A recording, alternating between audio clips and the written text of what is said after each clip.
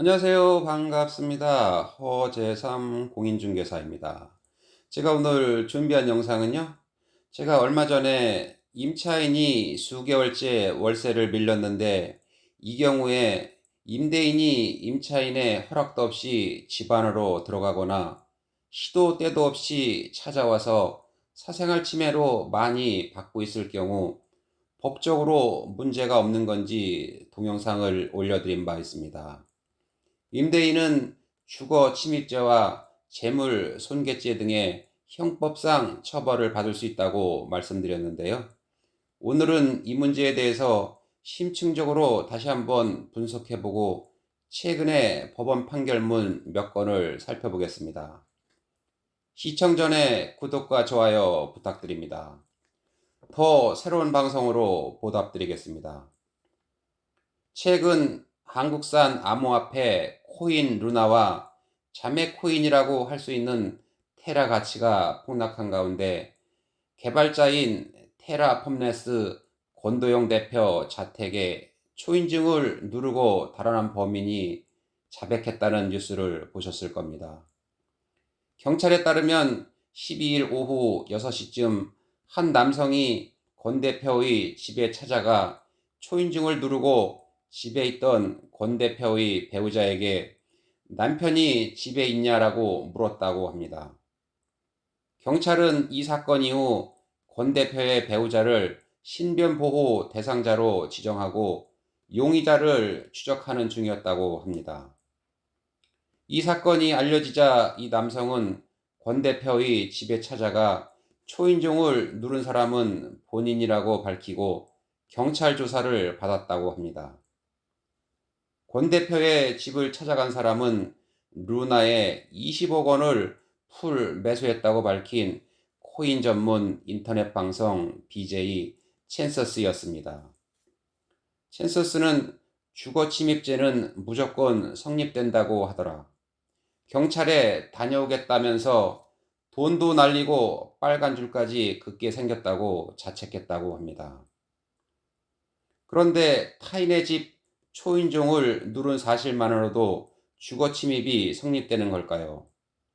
저는 대법원 종합법률 정보 시스템을 통해서 주거 침입에 대해서 법원 판결문 서너 건을 열람해 봤습니다. 최근 1년간의 판결문을 분석해 보니 법원에서 판단하는 주거의 범위가 거주자 현관문 안쪽 공간뿐만 아니라 공용 현관문, 엘리베이터 등을 포괄한다고 합니다. 우리가 아파트에서 공동 현관문을 통과해 초인종을 누르기 때문입니다. 주거 침입 혐의로 재판에 넘겨진 대부분이 선고유예를 포함한 벌금형이나 집행유예를 포함한 실형을 받았습니다. 주거 침입은 사람이 거주하고 있는 공간에 침입한 자에게 적용되는 형법입니다. 타인의 집을 방문하려면 그 집에 살고 있는 사람에게 사전에 방문 사실에 동의를 받아야 하는 것이 상식입니다. 만약 그러한 동의나 허락을 받지 않고 마음대로 타인의 주거지에 들어가면 형사처벌을 받을 수 있는 것입니다. 처음에는 집에 들어와도 괜찮다고 허락을 했다가 나중에 나가달라는 요구를 했는데 불응할 경우에도 죄가 성립됩니다. 집이란 자신을 위한 휴식 공간이자 사생활을 보호받는 장소입니다. 그리고 귀중품이나 각종 물품을 보관하는 장소이기도 합니다. 그리고 법원에서 판단하는 주거 침입죄는 본인이 직접 거주하는 공간뿐 아니라 건물의 일부분, 관리하는 장소, 선박과 비행기 등도 포괄적으로 포함된다는 점도 명심해야 합니다.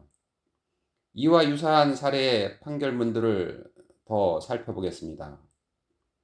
지난해 9월 잠기지 않은 중한 현관문을 통해 들어간 뒤 초인종을 누른 남성에게 벌금 150만 원을 선고한 사례도 있었고요. 지난해 8월에는 빌라 주민이 우연히 공동 현관문을 열어준 틈을 타고 들어가 전 연인의 집 초인종을 수차례 누른 남성에게 벌금 300만 원을 선고한 사건도 있었습니다. 같은 해 7월에는 피고인이 피해자의 의사에 반해서 피해자의 집 아파트를 찾아가 초인종을 눌렀으나 인기척이 없어 퇴거했을 뿐인데도 피해자의 주거의 사실상의 평온을 침해할 객관적인 위험이 있다고 벌금 50만 원을 선고하기도 했습니다. 그리고 일면식만 있는 여고생 집에 한밤중에 찾아가 비밀번호를 눌러본 20대 남성이 1심에서 징역 1년에 집행유예 2년을 선고받았는데 2심에서는 1심보다 높은 징역 1년 6월에 집행유예 3년을 선고한 대전지방법원 판결도 있었습니다. 내용은 이렇습니다. 지난 2019년 10월 6일 밤 대전의 한 도로에서 버스 정류장 위치를 물어보는 여고생을 27살 먹은 남성이 자신의 승용차로 아파트 앞까지 데려다 줬습니다. 며칠 후 이 남성은 밤늦은 시각에 여고생 집 현관문 도어록 비밀번호를 임의로 2차례 눌렀다고 합니다. 집안에는 여고생과 가족들도 함께 있었다고 합니다. 이 남성은 여고생이 엘리베이터에서 내리면서 점등된 센서 불빛을 통해 미리 집을 파악했던 것으로 밝혀졌습니다. 이 남성은 본인이 우울증 등을 겪다가 투신할 목적으로 그 아파트에 들어간 것이라고 1심 판결에 불복해 항소한 것입니다.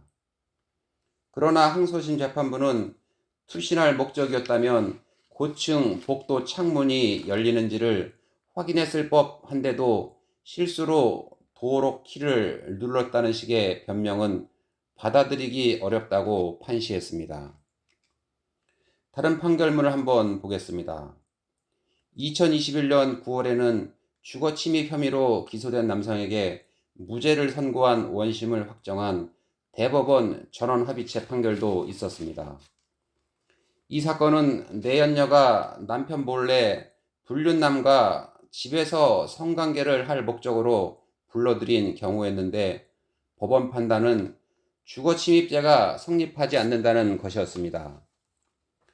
대법원은 외부인이 공동 주거자 중 일부, 즉 남편이 부재 중에 주거 내에 있는 내연녀의 승낙을 받아 통상적인 출입 방법으로 주거지에 들어갔다면 주거침입죄로 처벌할 수 없다면서 1983년에 만들어진 기존 판례를 변경했습니다.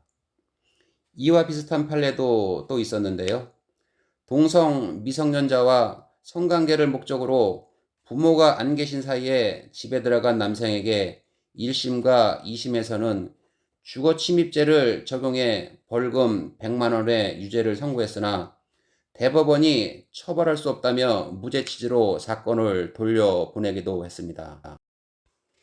법원에서는 주거침입죄에 대해서 포괄적으로 유죄를 적용하고 있으니까요. 항상 조심해야 할 것 같습니다.